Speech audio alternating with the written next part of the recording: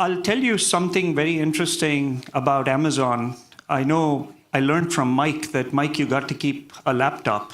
I'm going to do that now for the next free gift, because I bought something worth $30 that was not shipped, and then they shipped it again, and I got two, and they said, don't worry about it. But I did not know they'd scale up to a laptop. But see, the irony around all of this is, as consumers, we're so used to this expectation, and we cannot underestimate that. I was redoing my living room, and when we redid our living room, we took some of the furniture that we had inside and we turned it into porch furniture. And to turn it into porch furniture, we had to order covers. And those covers were promised to us by not Amazon.com, but Walmart.com. I had a gift card, I had to use it. They guaranteed delivery. It did not show up for 9 days. They gave it to me for free. But you know how disruptive that was for everything else? I couldn't get the other order taken care of. And literally the argument I had with the people at Walmart is, I said that $50 is not going to cut it. You've disrupted the entire cycle. From a consumer's perspective, there's a lot of expectation, and it's that expectation that's driving this behavior. Before we kick off the next system, I'd like to invite Jeff from our systems to come up and share a few words with us. Give him a hand, please.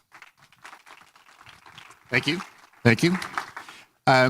So I'm Jeff with our systems. And I must say, as a vendor, I really appreciate the way they've organized this. It's nice having the vendors in the room with everybody. I think I speak for probably all of us. I mean, we're trying to be partners with the credit unions. And sometimes when you're off in the room down the hall, you feel like we're those other guys. So it's nice being in here with you. There's a lot of vendors here. And I encourage you to talk to everybody. I mean, there's technology platforms and BI platforms and visualization tools and data providers, customer relationship or member relationship. I guess it's MRM for this group. Our system's a little bit different. We're a service provider. We don't have any products to sell you. And our focus really is helping organizations move to the next level of analytics maturity, whatever that means for you. In some cases, you could be just trying to figure out what data you have. I was speaking with somebody a minute ago that said, I don't think we have any data. I'm sure you have data somewhere. So oftentimes we'll come in and we'll just help do a data inventory and figure out what you have to begin the journey of basic analytics. Oftentimes organizations have some data, they have a data warehouse or a data mart, or at least a sense of where the data is. And they're doing some basic BI and reporting and dashboards, but they want to do this cool stuff that you've heard about called data science, but you have no idea how to do that. So another service we provide is helping you understand your data and understand what kinds of data science and predictive models are feasible in a relatively short amount of time, given the data you have and given whatever your business priorities are. So we can come in and help sort of be your data science team, bridge that gap for the first 6 months, 12 months, deliver some value, see if data science even works for you, and then you can decide how to scale from there. Some of you may have data scientists on staff. In that case, we can help with more of a staff augmentation, POC projects, expand your flexibility in the data science area. We also have a full service data engineering team. If you just need help with data wrangling, data warehouses, data quality, we can help with that. We're about 3,000 people worldwide, so we're not a boutique shop that can come in for a few hours from down the street, but we're also not only looking at the Fortune 100 companies for giant multi-million-dollar projects. So we're focused on mid-market companies that we can deliver real value and help you move to that next level of maturity in the analytics world, whatever that might be. Please come back and talk to us and let us know how we can help. Thank you.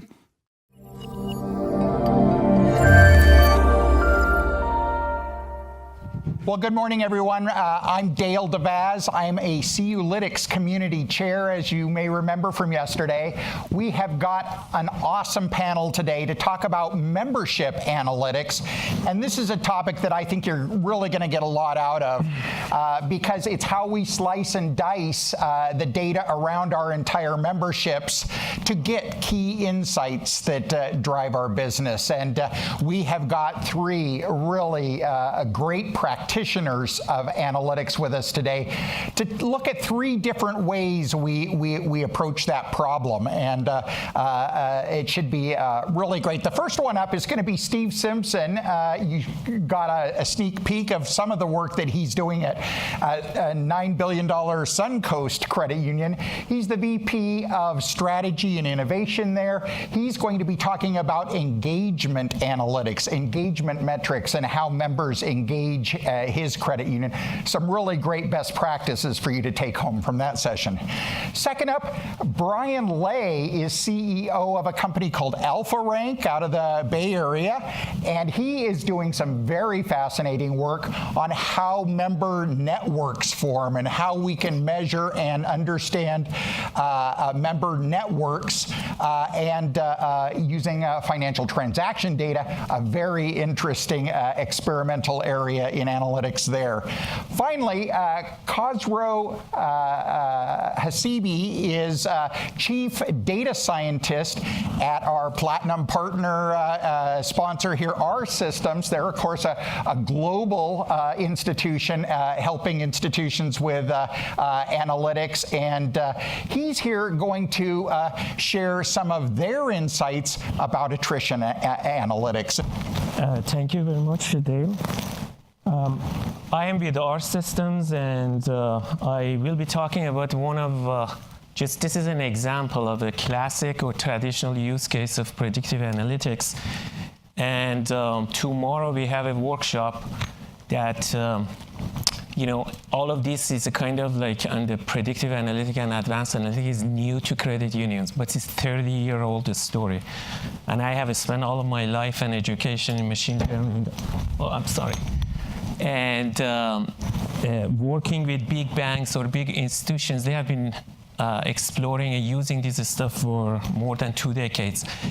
So if you come there, we try to help you to see if you want to do a data analytics project, how to tiptoe into it, and we help you in that regard as your first analytic project.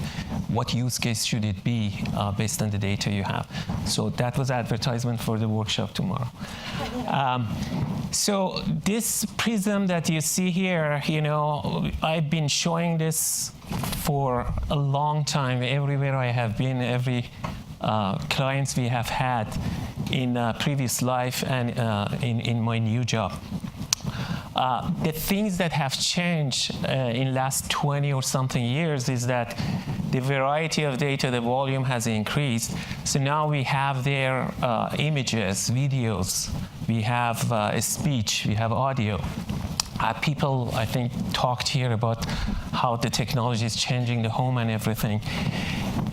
The thing that hasn't changed is the intelligence system to make decision. We want to use this data, whatever it is, whether it's big data, small data, or whatever it is, to make intelligence system. Intelligence system could be something that decides, whether you should approve this loan or no, or help a human doing that in terms of augmented intelligence. It could be a real-time fraud detection system for credit card. That's a system in previous life we developed in 90s. And we thought within 15 years it goes away. But today it protects 4 billion credit cards. And some of you in credit union world today are using it after 20-something years. And that's called Falcon. So all of these machine learning systems have been in a kind of back end for all of these years. You guys didn't know about it because looking at someone's transaction, even if it's a machine, it was a kind of bad thing, 15 years ago. So nowadays, everybody, if something happens on your car, you just call your bank and say, why you didn't catch that fraud, It's obvious it's not me. 20 years ago, if you would do that, they would say, you're looking at my transaction? What are you doing? It's my privacy, So things have changed. People are open that institutions are looking at their data using machines and make real-time decisions. So there are a lot of traditional use cases. Attrition is one of them. It's applicable to credit unions. Attrition could be defined depending on the industry, whether it's retail or financial or a cable company, in different ways. It could be at the product level, someone will drop the product or the subscription. It could be just they cut the relationship completely, or they just go dormant for a period of time. So it applies to online retailers. If someone doesn't spend for 6 months, they consider it attrition.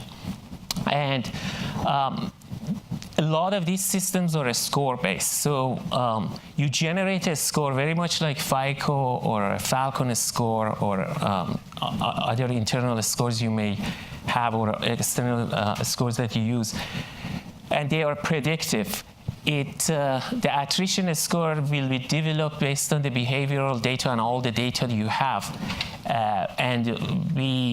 A few examples that I show you, it basically, the performance will depend on how much attrition you have, what's the attrition rate, and what is the prediction window you look at. So sometimes you want to see what happens in the next 2 months, sometimes you want to look at 6 months or longer. And types of attrition is voluntary, involuntary, and mostly we are interested in voluntary attrition, right? Because we want to see, a person, sometimes it's bad debt and we have to just let them go or force them to go, or they are dormant for a very long period of time, and you basically want to force them out or do something. So voluntary attrition is something that if we can predict in a pre-specified window, we can act on it. And you can basically generate a list, and I'll show you that it will have reward and cost associated with it. So you can choose the operating point, very much like you choose, let's say, 700 and up, you give a mortgage or something. Here you can choose a particular attrition score and say, I'm going to do a campaign X on it, or randomly I'm going to run 3 campaigns on it and measure it and see what works and what causes the attrition rate to reduce for those random subsets. A lot of data is available in your organization. The problem with credit union is that this data may be sparse in different places, and all the variety of things are really available and could be relevant to attrition. For example, the call center, maybe audio data, the chat sessions that create some customer or member experience issues. But given the data that you have, and we will assess it, we do with what's readily available and try to provide a model that works. And one thing I wanted to say is that looking at, this is an example in the credit union world. We look at all the data, withdrawals, all the monetary, non-monetary, whatever we can get our hands on, and we create, hundreds of variables because we really don't know at the start what would be a kind of relevant to predicting attrition. And we use a kitchen sink approach. We put everything in, we let the data talk to us and tell us which one of these features or signals are appropriate and have something to do with predicting attrition.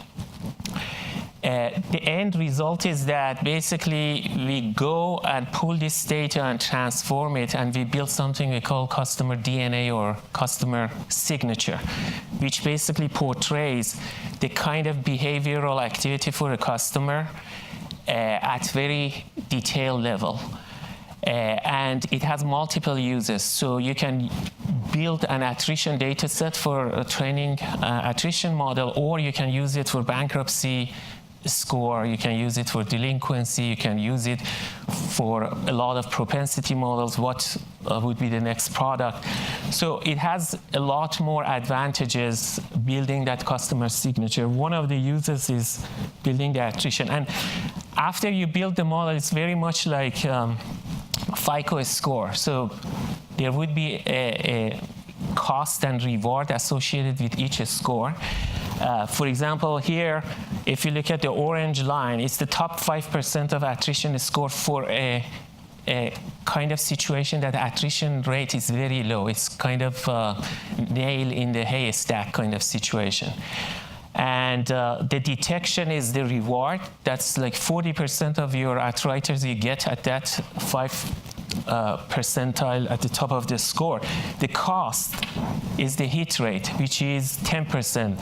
1 out of 10 attritis would be in that pile. So that enables you like a slider based on the campaign you want to run and the cost associated with the campaign or what you want to give as freebie to the customer to figure out where you should operate on this scale. Very much like you do with FICO score that depending on whether it's a car loan or a mortgage, you have different rules associated with that. And then we can also give you, based on the model, we can give you a kind of general profile of who are the attritis. So for example, here you're looking at the draft share penetration, and you see the top score, which is on the right, 91 to 100 and 81 to 90. There is lower penetration on draft. There is lower penetration on unsecured loan. And we can do this across many different kind of variables, even external data that you have. You may have marketing segmentation data, or even a social connectivity data. So you can get a general profile of who these people are at the top of the score. This is a different example from one of the top 2 banks in US. It's about 10 years old. This is when they wanted to generate, grow their online banking business. So they were doing a lot of trials. The reason I mention it is that they had a huge attrition rate, and the attrition rate was defined for their online banking that people start using it and then suddenly stop using it, and for 6 months they never come back. So it was a big thing for their product manager that why I have such a huge attrition rate, which is almost like really unbelievable. So, and they had about 12 million people who had signed up at the time for this, and because the attrition rate was huge, the hit rate and some of the performance number we get here is big as well. In other words, it's much better than the previous one. For example, in the top decile, we could identify 45% of attritis, and the hit rate was 90%, means out of 10, 9 were attriting. And at top 3 deciles, you could almost get 94% of attritis, and the hit rate there was 17%, like 1 out of 7 would attrite. So the same thing as before, you can look at the penetration of the product across different deciles. Here, things are reversed. So 1 means the high decile of attrition score. So you can see the penetration on brokerage account, credit, and deposit. And then interesting thing, for example, is that on the one that the brokerage is very low in terms of penetration, the balance of those people in their brokerage account was actually pretty high. So there were things to learn that why they weren't happy with the system. So they had a lot of issues with the new customers coming in and signing up and not spending enough time or have a bad experience logging in. So some of it was education-wise, and all of this came out of this analysis and the model exercise. But the advantage there was that they had a huge Teradata warehouse, and you could get any data that you want, as opposed to the previous example that I showed you. So with that, thank you very much. Great. What a great series of use cases. I know a lot of you would be interested to take any one of these use cases home and really make it a central question of your analytics ambitions. We're going to take a minute or two for questions. I'm going to lead off with the first question, and it kind of relates back to Joel's last slide in the previous presentation, where he brought up Ray, one of the old timers, I forget his last name now, and he says, you know, credit unions are different. Why? Because we're a democracy, you know, and that's kind of in our DNA. We treat all members well. We, you know, this is one for all for one and one for all. That's kind of in our DNA. But look at what you heard from all of these analyses. Every one of them said not all members are created equal. Members are different. And so it's kind of fighting muscle memory to start thinking of members in different groups and as segments. And I'd just like the panel to share a little bit, if there's any insights around how you think about that, what kind of a challenge you think it presents for this audience in particular, since we're such a democratic-oriented audience. It's about a year that this is the first time I attend a credit union gathering. So since I have worked always with the higher tier and top 10 banks and things like that, I always thought the members for credit union, because of the nature and what you explained, is very homogeneous. So if we get to the granular data at that level, and we try to say that you got to go there because everybody has been doing this, is it going to fly? Are they going to believe us? By looking at and being involved like a year and seeing several credit unions and looking at their data, there is really, especially for community credit union, you see that people are different. No two people are the same. Maybe in the risk side, if they come from a particular company and things like that, giving loans, they are pretty homogeneous. But in terms of member experience and the way you have to treat them, they are different. So that's why I think you have to pay attention to those differences. Everybody, thanks for all that. Let's give this great panel a hand. Thank you very much.